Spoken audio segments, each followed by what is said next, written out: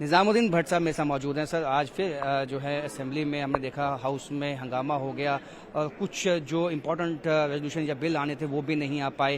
جس طرح سے آپ دیکھتے ہیں پچھلے 2-3 دنوں میں. دیکھیے، ہم تو پہلے سے ہی کہتے ہیں کہ وقف کا جو معاملہ ہے بہت ہی سینسٹیو معاملہ ہے.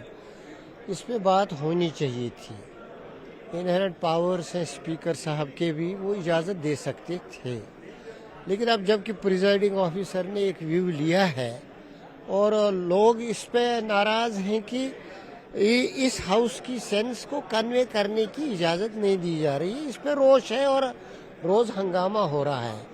لیکن نامناسب چیز یہ ہے کہ اب سارا جو امپورٹنٹ بزنس ہے نیکسٹ وقف، وہ سارا ضائع ہوتا ہے. پبلک انٹرسٹ امپورٹنس، اس میں کوئی دو رائے ہے نہیں. ہم مانتے ہیں، یہ مان کے چلتے ہیں.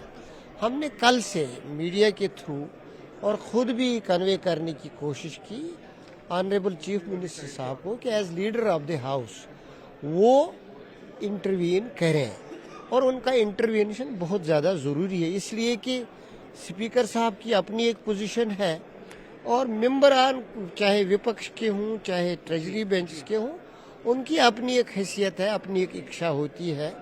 بزنس آف رولز دونوں کا آدر سمجھتے ہیں اس تناظر میں ہم بھی، لیکن اسٹیل میٹ کو ختم کرنے کی ضرورت ہے. لیکن جہاں اسٹیل میٹ کو ختم کرنے کی ضرورت ہے. اس کے لیے میں پھر گزارش کروں گا لیڈر آف دی ہاؤس سے، ان تک اگر یہ پیغام پہنچتا ہے کہ وہ انٹروین کریں.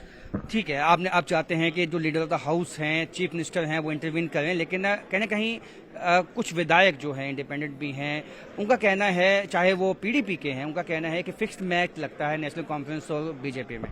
وہ بی جے پی اور نیشنل کانفرنس جواب دیتے، میں تو کانگریس میں ہوں. I am not part of any policy here اور دیئر. لیکن اسٹیل میٹ کا یہ بھی الزام غلط ہے. ٹھیک، تو کہیں نہ کہیں ان کا صاف کہنا ہے کہ جو 2-3 دن سے ہاؤس میں کام نہیں ہو پایا، واقعی انہوں نے مانا کہ کئی ایسے امپورٹنٹ بلز جو پیش ہونے تھے، لیکن یہ امپورٹنٹ ایشو ہے، اس پہ انٹروین کرنا چاہیے چیف منسٹر کو خود آ کے. کیمرہ مین ساجد بٹ کے ساتھ راجن ویر، نیوز 18 جموں.